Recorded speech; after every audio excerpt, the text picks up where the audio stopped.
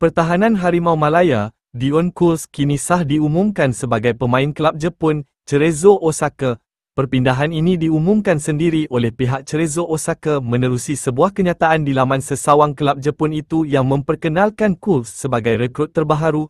Dion akan menjalani tugasan antarabangsa bermula 5 Jun dan dijadualkan menyertai kelab selepas selesai komitmen bersama skuad kebangsaan. Kuls dalam kenyataan sama turut meluahkan rasa gembira apabila diberi peluang bersama pasukan yang berpangkalan di Osaka ini dan tak sabar untuk berjumpa keluarga baharu beliau di Jepun. Saya benar-benar gembira mendapat peluang untuk datang ke Jepun dan Osaka, dan saya sangat berterima kasih atas peluang ini, komen Dion Kuls kepada pihak kelab. Saya tidak sabar untuk bertemu rakan sepasukan baharu, barisan kejurulatihan dan semua peminat secepat mungkin, tambah pemain bek kanan itu. Cerezo Osaka ketika ini berada di kedudukan ke-8 J-League 1 dengan mengumpul 29 mata daripada 20 perlawanan dan khidmat Kuls pastinya ditagih ketua jurulatih Arthur Papas.